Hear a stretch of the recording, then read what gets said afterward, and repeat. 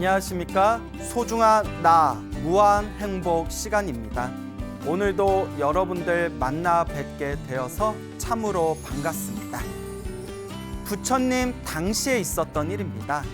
부처님 당시에 라자가하라는 도시가 있었는데요. 그 라자가하에 수마나라는 이름을 가진 장관이 있었습니다. 이름이 수마나입니다. 이 수마나에게는 수많은 하인들이 있었는데 그 하인들 중에서 뿐나라는 이름을 가진 하인이 있었습니다. 이름이 뿐나입니다. 이 뿐나라는 하인에게는 부인과 딸이 하나 있었는데 그 딸의 이름이 바로 우따라입니다. 이제 조금 있다 우따라라는 이 딸의 이야기가 굉장히 중요한 내용이 나오니까 이름을 잘 기억해 두시기 바랍니다. 그래서 아버지 뿐나와 그리고 뿐나의 아내와 그리고 뿐나의 딸이었던 이 우따라는 수마나라는 이름의 장관 아래에서 하인 생활을 하면서 하루하루 생계를 짊어지고 살아가고 있었습니다. 어느 날 라자가에 나라에서 공문이 나옵니다. 일주일 동안 사람들은 편안하게 휴가를 즐기도록 해라. 일주일 동안 휴식을 즐기도록 하라라는 그런 공문이 라자가에 내려오게 됩니다.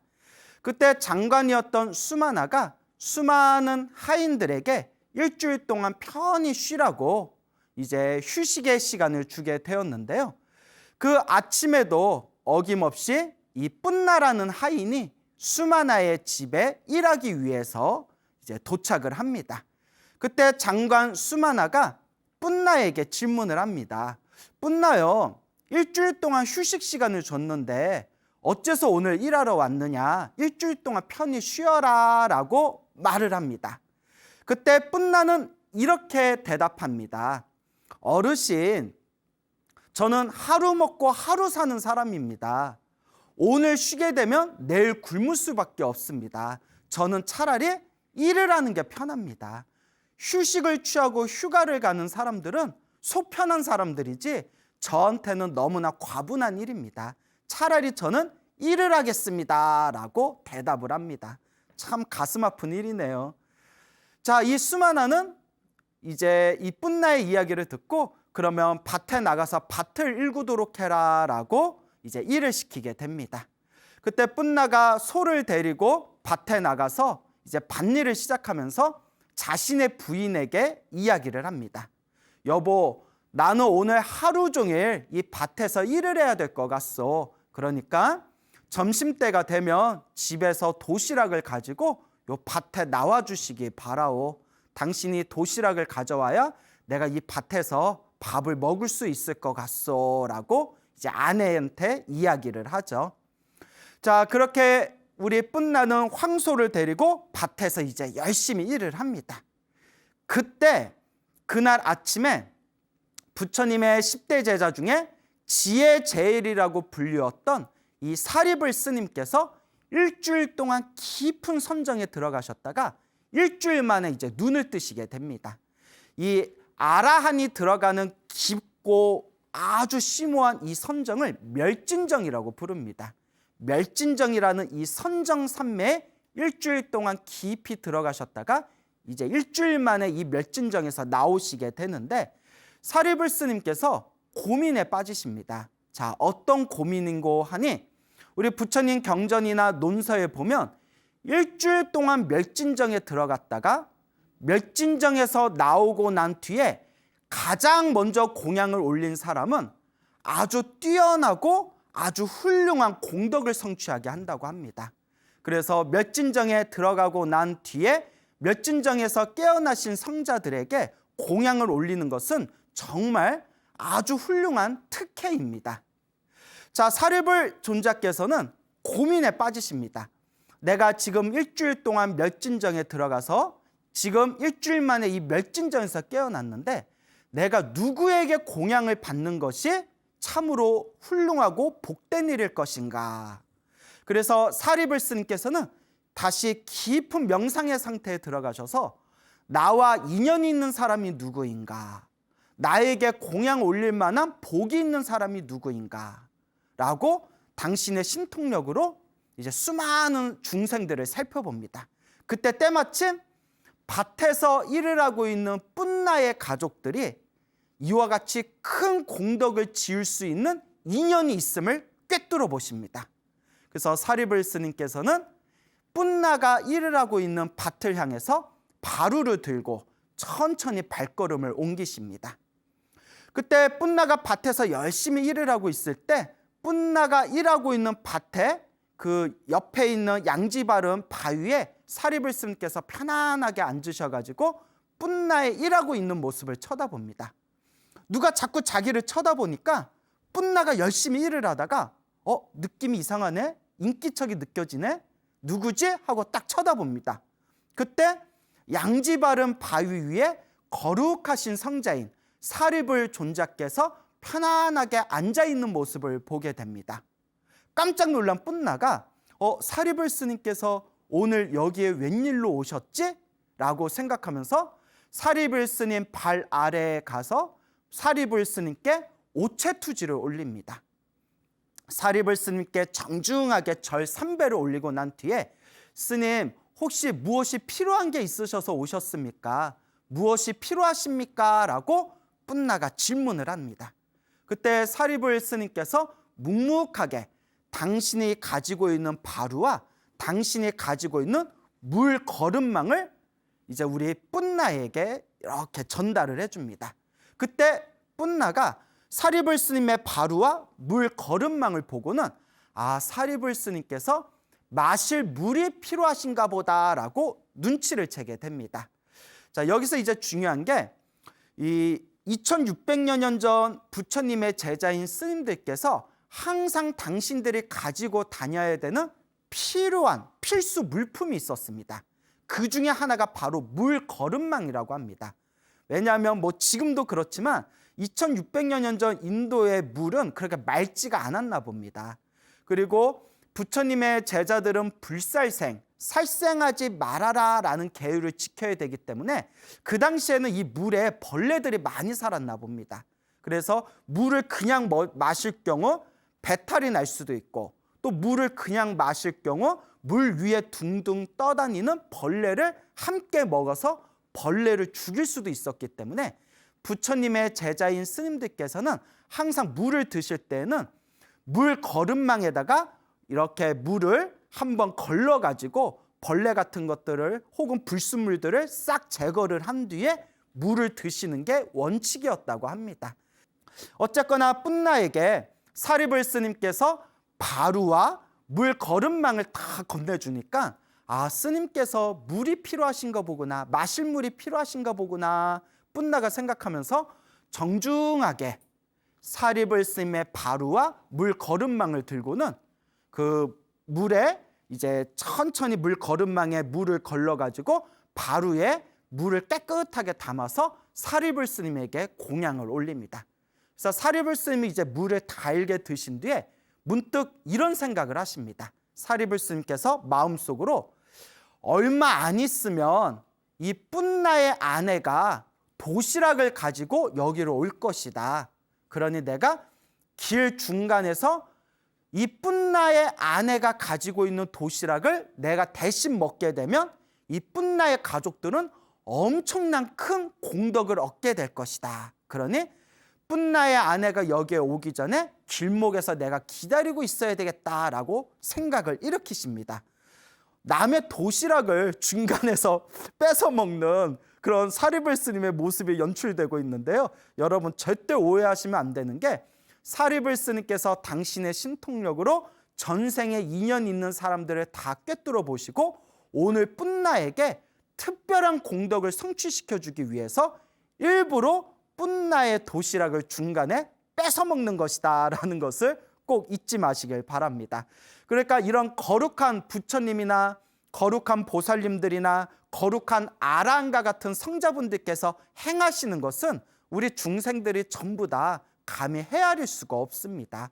다 중생들을 향한 지혜와 자비의 심오한 이치가 담겨져 있는 것이죠. 사리불 스님께서 물을 달게 드시고 바루를 들고 천천히 이제 발걸음을 옮기셔서 저 멀리 뿜나의 아내가 도시락을 가지고 오는 길목에 가만히 이렇게 서 계십니다.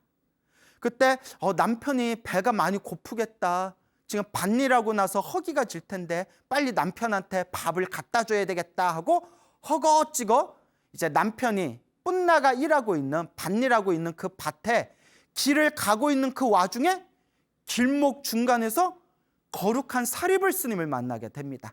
그 사리불 스님이 도시락을 가지고 오는 걸 알고 길목에서 기다리고 있었던 것이죠. 이렇게 기다리고 있을 때 요 뿜나의 아내가 요 멀리서 사리불 스님이 딱 서 계시니까 깜짝 놀랍니다. 사리불 스님께서 오늘따라 어쩐 일로 저 길가의 가운데에 계실까라고 생각하면서 문득 스님께 공양 올리고 싶다라는 그런 거룩한 공양청을 올리고 싶다라는 거룩한 마음이 일어나게 됩니다. 여기서 중요한 게 있어요. 제가 항상 우리 불자님들한테 말씀드리는 거지만 복 없는 사람은 복 지을 기회조차 없습니다. 여러분 이게 참 무서운 거예요. 우리가 복을 져야 행복해진다. 우리가 행복의 열매를 얻기 위해서는 복의 씨앗을 심어야 된다라고 우리가 항상 부처님의 가르침에서 배웠지 않습니까?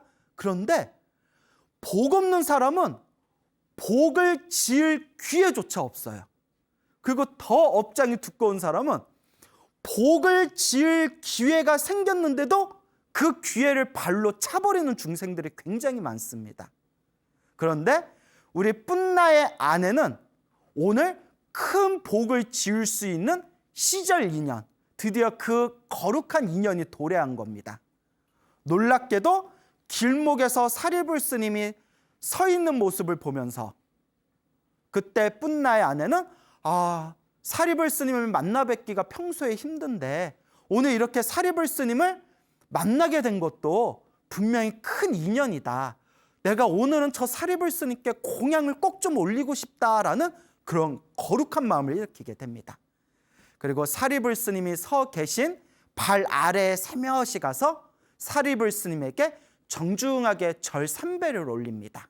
그리고 뿜나의 아내가 사리불 스님에게 합장하면서 다음과 같이 이야기를 합니다. 거룩하신 사리불 스님이시여, 제가 거친 밥이 있는데 이 거친 밥일지언정 제가 공양을 올리고 싶습니다. 혹 저의 공양을 받아주실 수 있겠습니까? 그때 사리불 스님께서 이제 기다리고 계셨거든요. 사리불 스님께서 말없이 바루를 싹 내밉니다. 그래서 이 뿜나의 아내는 사리불 스님의 바루를 딱 들고 사리불 스님의 바루 안에다가 남편에게 줄 그 음식, 그 밥을 정중하게 이제 덜어드리고 사리불 스님에게 다 공양을 올립니다. 그리고 사리불 스님 발 아래에서 합장하고 이 뿜나의 아내는 다음과 같이 서원을 바랍니다. 거룩하신 사리불 스님이시여, 이 공양의 공덕으로 저도 사리불 스님과 같은 깨달음을 얻기를 원하옵니다. 이게 참 중요합니다. 거룩하신 스님, 제가 스님께 이렇게 밥을 올렸으니까 제가 소원이 있습니다. 저 로또 대박나게 해주세요 라고 빈 것도 아니고, 우리 자식 좋은 대학 가게 해주세요 라고 빈 것도 아닙니다. 저 아파트값 좀 크게 오르게 해주세요 라고 빈 것도 아니고, 우리 집값 좀 오르게 해주세요 라고 빈 것도 아닙니다. 뭐라고 서원을 세웠죠?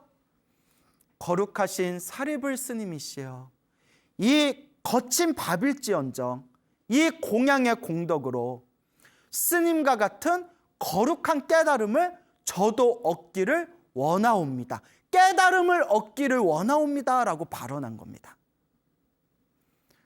깨달음을 얻기를 발언하는 이 아라한, 위대한 아라한이신 지혜제일 사리불 스님과 똑같은 깨달음을 얻기를 발언한 그 마음 자체가 뿜나의 아내가 이번 생에는 가난한 여인으로 태어났지만 그도 전생에 무언가 오랫동안 불법을 닦은 인연이 있던 사람이구나라는 것을 우리가 힌트를 얻을 수가 있습니다. 왜냐? 전생에 닦지 않은 사람들, 먼 전생에서부터 불법을 올바르게 닦지 않은 사람들은 이번 생에 깨달음을 얻겠습니다, 윤회에서 벗어나겠습니다 라는 마음을 일으키기가 힘듭니다.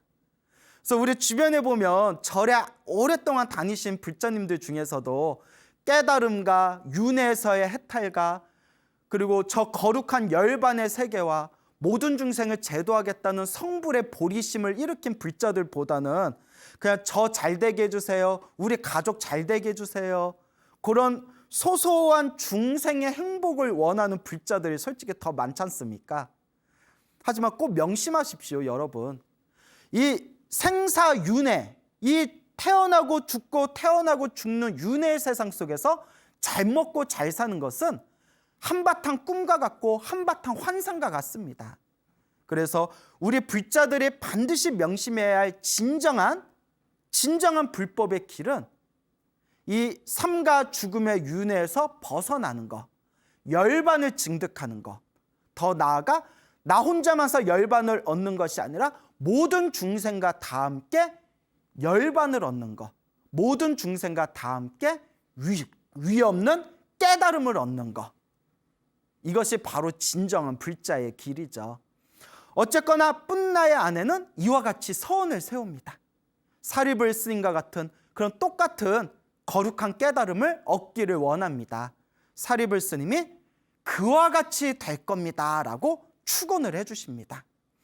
자, 사리불 스님에게 공양을 올리고 나서 뿐나의 아내는 큰일 났습니다. 남편이 배고파서 기다리고 있을 텐데 밥을 스님께 다 드린 거예요.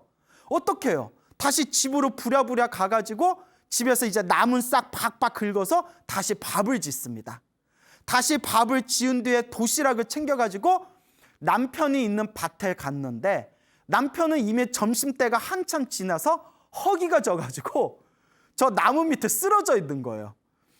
지금 뭐 농사 밭일 하신 분들은 알겠지만 농사 짓는 게 얼마나 힘듭니까? 밭일하는 게 얼마나 힘들어요. 나무 밑에서 힘들어가지고 쓰러져 있는 남편을 보면서 뿐나의 아내는 이렇게 생각합니다. 아, 지금 내가 이 도시락을 가지고 늦게 갔기 때문에 남편이 나에게 크게 화를 낼 수가 있다. 남편이 나한테 크게 화를 내면 오늘 사리불 스님께 올린 공양의 공덕이 깎일 수가 있다. 그러니까 남편한테 미리 이야기해야 되겠다. 그래서 남편한테 이제 이 뿐나의 아내가 말을 합니다. 여보, 화내지 말고 내 말부터 먼저 들어봐요.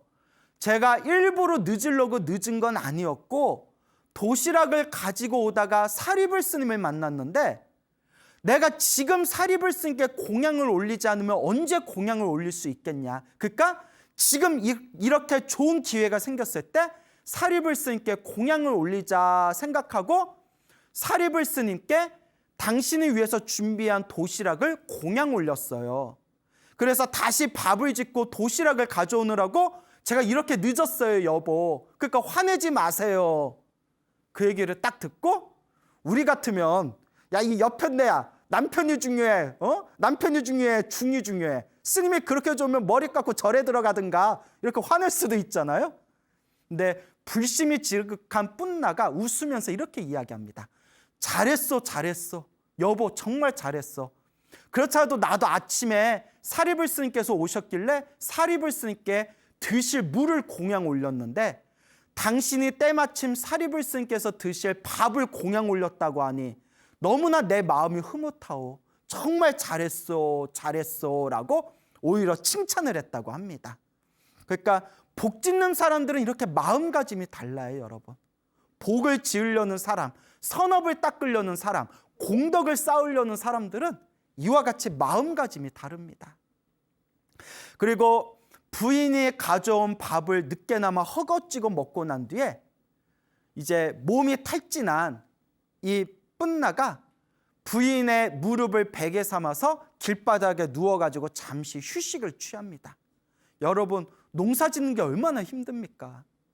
그래서 온몸에 그냥 기진맥진해져가지고 아내 무릎에 서며시 이제 베개 삼아서 누워서 가만히 밭을 보고 있는데 그때 때마침 이제 석양이 지고 있는 거예요. 해가 서산에 느릿느릿 석양이 싹 지고 있을 때 그 석양의 강렬한 햇빛에 의해서 밭이 황금색으로 환하게 누렇게 빛나 보이는 겁니다. 그때 밭이 석양빛에 의해서 누런 황금빛으로 색깔이 변하는 걸 보고 그때 윷나가 누워서 아내에게 이렇게 얘기합니다. 여보, 내 눈앞에 있는 저 밭이 다 황금색으로 변하고 있는 것 같소. 내 눈이 침침해가지고 그렇게 보이는가 보구려. 근데 이제 아내가 가만히 보니까 자기가 봐도 황금색으로 보이는 거예요. 여보, 내 눈에도 저 밭이 황금색으로 보이는데요? 이상하다. 아무리 석양빛에 저 밭들에 있는 돌들이 노랗게 보인다고 하더라도 어쩜 저렇게 황금하고 똑같은 색깔일까요? 그래서 윷나가 이렇게 누워있다가 느낌이 이상해가지고 자리에서 부시시 일어납니다. 그래서 밭에 가가지고 노랗게 변한 황금색으로 변한 돌을 하나 들어가지고 돌끼리 땡 하고 부딪혔는데 돌소리가 아니라 황금소리가 나는 거예요. 땡 하고 황금소리가 나는 거예요. 에고머니나 해가지고 이게 뭐지 하고 봤더니 밭에 있는 돌들이 다 황금으로 변한 겁니다. 밭에 있는 돌들이 다 황금으로 변했답니다. 이게 진짜 로또죠. 이게 진짜 대박입니다. 지금 이 이야기를 듣고 계시는 분들 중에서 부럽다 하실 분들이 많아요. 우리 가끔 그런 소원, 그런 마음, 그런 소원 빌 때 있잖아요. 저 해운대 앞바다에 있는 모래사장이 다 황금가루였으면 좋겠다. 이렇게 생각하는 사람들 가끔 있잖아요. 밭에 있는 돌들이 다 황금으로 변한 거예요. 오늘 사리불 스님에게 물공양을 올리고 오늘 사리불 스님에게 도시락 공양을 올린 그 하나의 공덕으로 그 밭에 있는 돌들이 다 황금색으로 변한 겁니다. 그래서 아까 말씀드렸죠.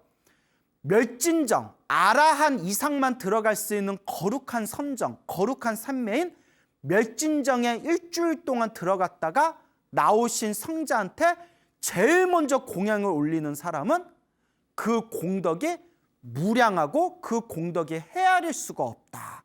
엄청난 복덕을 짓게 된다라는 말씀을 서두에서 제가 했습니다. 일주일 동안 멸진정에 들었던 사리불 스님에게 공양을 올린 공덕으로 그 밭에 있는 돌들이 다 황금으로 변하게 된 겁니다. 근데 이제 윷나가 참 순진한 사람이었어요. 윷나가 무슨 생각을 하냐. 이 황금으로 변한 이 돌들을 우리 마음대로 가졌다가는 오히려 사람들에게 도둑질한 게 아니냐 오해를 받을 수가 있어. 그러니까 우리가 이걸 왕에게, 임금님에게 자진납세 합시다. 그래야 뒤탈이 없습니다. 그렇죠, 여러분? 우리가 영화라든가 드라마를 보면 분에 넘치는 욕심을 부리다가 뒤끝이 결말이 아주 좋지 않게 끝나는 그런 드라마나 영화의 내용들이 있지 않습니까? 이 순진하고 착한 윷나는 임금님에게 보고를 합니다. 임금님, 제가 밭을 일구고 있었는데 밭에 있는 돌들이 다 황금으로 변했습니다. 이걸 임금님에게 바치겠습니다. 그래서 임금님이 여러 개, 수십 대의 수레를 가지고 그 밭에 있는 황금으로 변한 그 돌들, 그 황금들을 전부 다 왕궁으로 수거를 합니다. 그러니까 수레 수십 대에 들어갈 만큼의 어마어마한 황금들이 쌓이게 된 거예요. 근데 참 임금님도 착해요. 임금님이 어떻게 이런 일이 생기게 된 것이냐라고 하니까 이제 윷나가 자초지종을 자세하게 설명합니다. 근데 이제 이 왕도, 이 임금님도 부처님의 신도이면서 불심이 아주 지극한 분이었어요. 이 왕이 윷나의 자초지종을 다 듣고 나서 무슨 말을 하느냐. 야, 이거는 그대가 사립을 거룩한 아라한 스님에게 공양을 올렸기 때문에 그대가 지은 복을 그대가 받은 것이다. 그대가 지은 복을 그대가 받았는데 이 황금을 어떻게 내가 가질 수가 있겠냐. 이 황금은 다 네 것이다. 정말 잘했다. 정말 잘했다. 라면서 오히려 칭찬을 한 겁니다. 임금이 아주 쿨해요. 우리 같으면 막 눈에 욕심이 가려가지고 남의 황금도 막 빼앗고 이 나라에 있는 황금은 내 거야 이렇게 욕심 부릴 수도 있을 텐데 아니다. 이거는 네가 거룩한 아라한스에게 큰 공덕을 지었기 때문에 네가 이 복을 받은 것이다. 그러니 이 황금은 네가 다 가져라 하면서 �뿐�나를 기특하게 여기던 이 임금님은, 이 왕은 �뿐�나를 장관으로 임명하게 됩니다. 와, 하루아침에 신분이 상승을 하게 된 겁니다. 하루아침에 팔자가 변한 거죠. 팔자가 완전히 바뀌게 됩니다.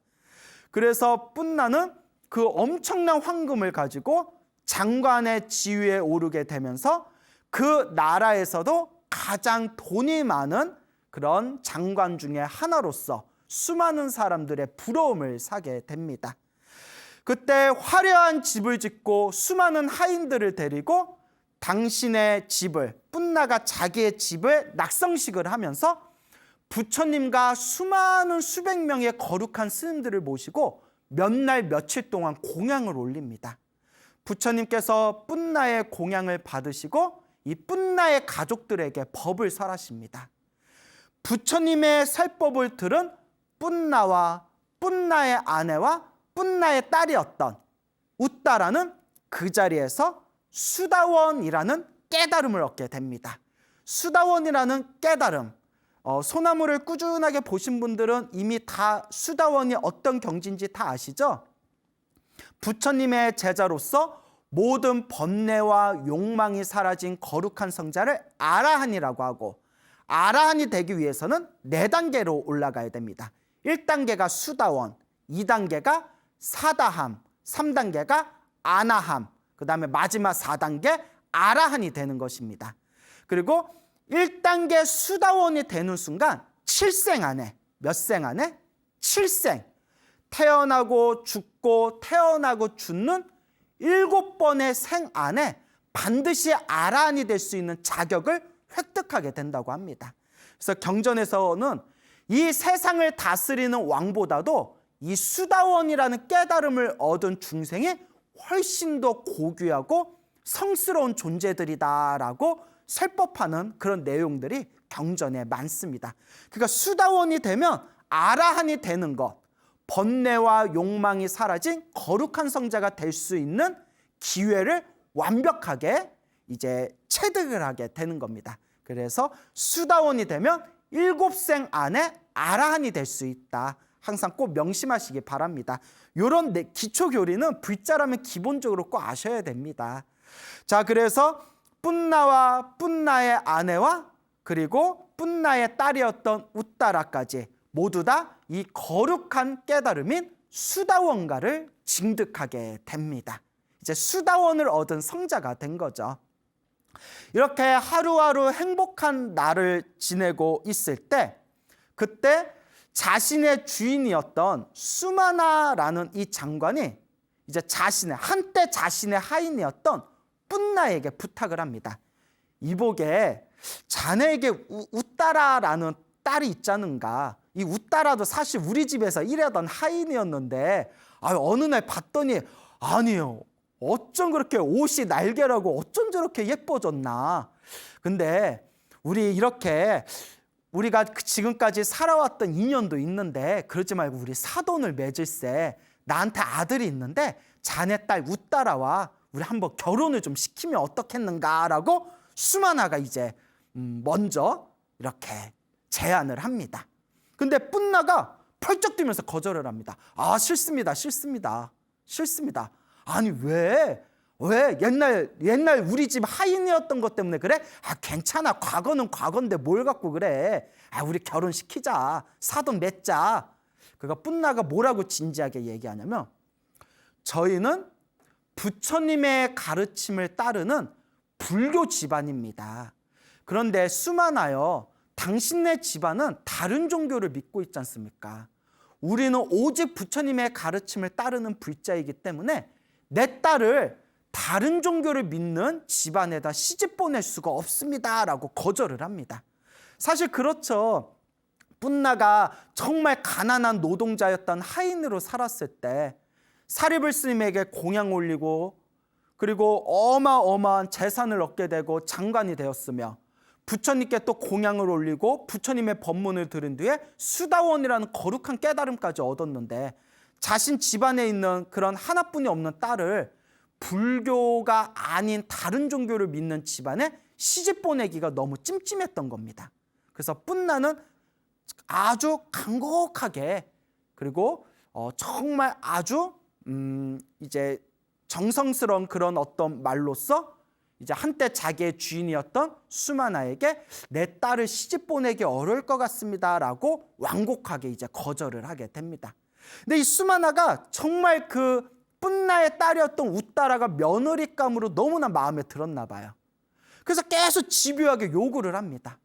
자꾸 이제 요구를 하다 보니까 주변 사람들이 뿐나한테 와서 뿐나야 네가 지금 돈도 많고 네가 지금 장관의 지위에 올랐지만 그래도 한때 수마나가 너 주인집 아니었냐. 너 자꾸 이러다가 너 의상한다. 너 사람 관계가 얼마나 중요한데 그렇게 하루 만에 신분이 변했다고 사람 그렇게 쉽게 변하면 안 된다. 자꾸 주변에서 자꾸 그렇게 조언을 하니까 어쩔 수 없이 자신의 딸이었던 우따라를 이제 수마나 집안에다가 시집을 보내게 됩니다. 그렇게 이제 결혼을 해서 그렇게 세월이 이제 지나게 되었는데 얼마의 시간이 지난 뒤에 이 뿐나의 딸이었던 우따라가 수마나 집안에 시집을 가고 나서 점점 스트레스를 받는 겁니다. 무엇 때문에 스트레스를 받느냐? 이 뿐나의 딸이었던 우따라도 불심이 정말 지극했던 여인이었는데 요 다른 종교를 믿고 있었던 수마나 집안에 오고 나서는 부처님을 뵐 수도 없고 스님들을 뵐 수도 없고 부처님과 스님들에게 공양 올릴 수도 없고 부처님과 스님들한테 법문을 들을 수도 없는 게 너무나 힘들고 괴롭고 스트레스를 받는 겁니다. 정말 불심이 지극하죠. 그래서 너무 스트레스를 받다가 아버지한테 편지를 보냅니다. 그 아버지한테 이제 앵앵앵거린 거예요. 아버지 정말 저는 속상하고 그리고 아버지한테 너무나 서운합니다. 아버지 제 인생의 낙이 부처님과 스님들한테 공양 올려서 복과 선업을 짓는 것이고 부처님과 스님들께 법문을 들으면서 제 마음을 닦는 게 제 인생의 낙인데 엄한 집안에 저 시집을 보내셔가지고 제 인생의 즐거움을 완전히 잃어버렸습니다. 저는 하루하루가 너무나 괴롭습니다. 부처님. 이 부처님을 볼 수 없기 때문에 저는 너무나 괴롭습니다. 아버지, 저 어떻게 하면 좋단 말입니까? 이 편지를 보고 심각한 고민에 빠진 이 뿐나는 딸을 위해서 결단을 내립니다. 이제 딸한테 15,000냥을 보내요. 15,000냥. 그 당시에도 15,000냥이면 큰 돈이겠죠? 15,000냥을 보낸 뒤에 딸한테 이렇게 이야기합니다. 딸아, 이 나라에 어마어마하게 예쁘게 생긴 기생이 있는데 그 기생이 그렇게 남자들한테 인기가 많다고 하더라. 근데 그 기생하고 하룻밤을 보내는데 1,000냥이라고 한다. 와, 얼마나 예쁘고 인기가 많길래 하룻밤을 보내는데 1,000냥을 낼까요? 그러면서 아버지가 15,000냥을 보내면서 이렇게 이야기합니다. 하루에 1,000냥씩이니까 15,000냥이면 15일 동안 그 기생을 살 수가 있다. 그러니 그 기생을 사가지고 15일 동안 네 남편한테 붙여줘라. 그리고 15일 동안 너는 부처님과 스님들을 모시고 공양을 올리고 법문을 들으면 되지 않겠냐. 지금 입장에서 보면 좀 쇼킹해요. 사위한테 기생을 이제 붙여주는 거니까. 그런데 그 아버지의 그 딸이라고 정말 좋은 아이디어다. 정말 좋은 생각이다. 역시 우리 아버지는 지혜로우시다. 흐뭇해하는 거예요. 자기 남편한테 기생 붙여주는 건데. 그러니까 불심이 이와 같이 지극한 겁니다. 그래서 기생 시리마를 하루에 1,000냥씩 15일 동안 이제 15,000냥을 주고 기생을 이제 부르게 됩니다. 그리고 남편한테 기생 시리마를 소개시켜주면서 여보, 요 기생 시리마와 15일 동안 즐거움을 누리십시오. 단 저는 이 15일 동안 부처님과 부처님의 제자분들에게 공양 올리고 법문을 듣겠습니다.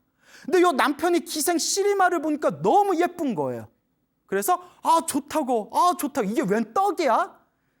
자, 그리고 남편은 기생 시리마와 시간을 보내고 있을 때 요 웃다라는 부처님과 스님들을 15일 동안 집에 모셔서 15일 동안 공양을 올리고 15일 동안 법문을 듣게 됩니다. 그때 어느 날 남편이 열심히 부처님과 스님들께 공양 올리려고 열심히 일하고 있는 자신의 아내인 웃다라를 보면서 비웃습니다. 에휴, 저게 뭐가 좋다고, 에휴, 그냥 이렇게 인생 쾌락을 누리면서 즐겁게 살면 되지 뭘 깎아머리 중들한테 공양 올린다고, 에휴, 저 어리석은 것 하면서 피식 웃었는데 옆에 기생 시리마가 그 모습을 보고 오해를 한 거예요. 저 남자는 자신의 아내를 너무나 사랑해서 저렇게 열심히 일하고 있는 모습만 봐도 저렇게 미소를 짓는구나. 그리고 기생 시리마가 질투에 눈이 멉니다. 그래서 유명한 얘기 있죠. 호의를 베풀면 권리인 줄 안다.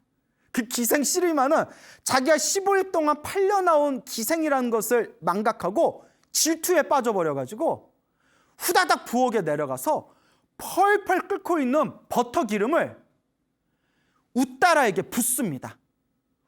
그 펄펄 끓는 기름을 웃다라의 몸에다 붓는 순간 웃다라는 그 상황에서 오히려 기생 시리마에 대해서 화를 내지 않고 그 기생 시리마에 대해서 엄청난 자비심을 일으킵니다.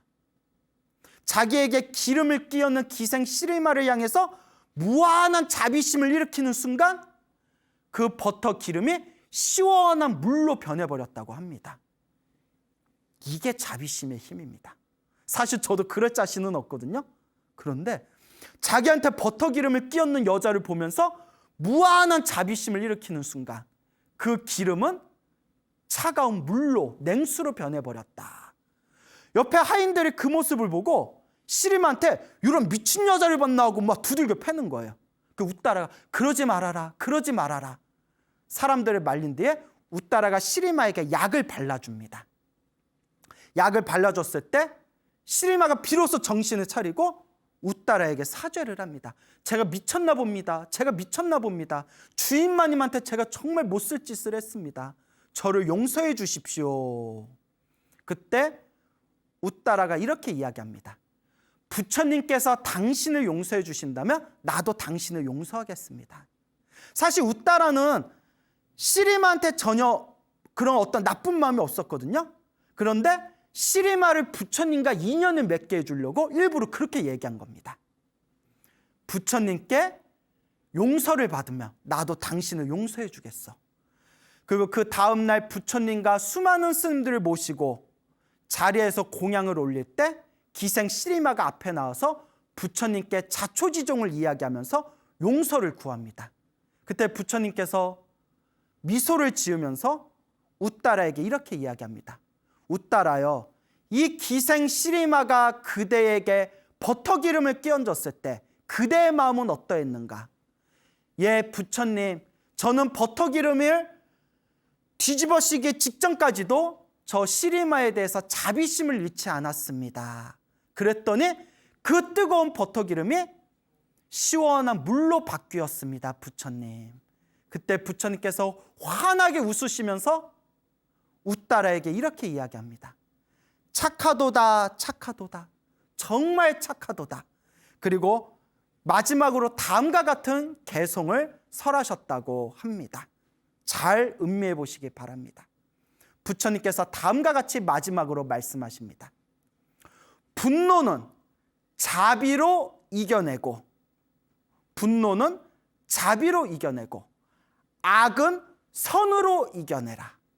악은 선으로 이겨내라.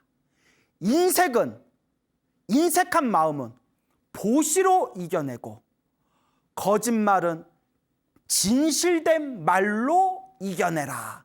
라는 개송을 듣는 순간 기생 시리마를 포함한 그 자리에 있는 수많은 사람들이 거룩한 깨달음인 수다원가를 증득하였고, 기생 시리마도 그날 이후로 부처님의 지극한 신도인 불심이 아주 정성스러운 신도가 되어 열심히 마음을 닦았다고 합니다.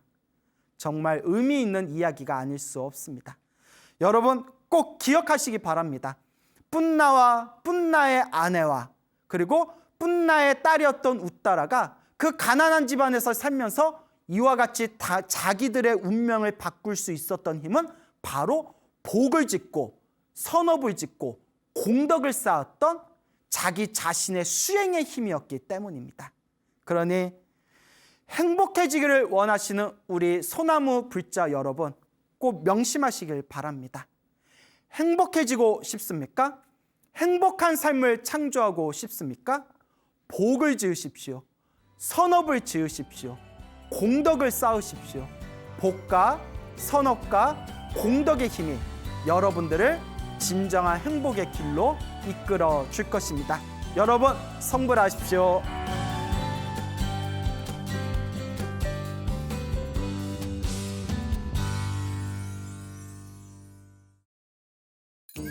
Bye.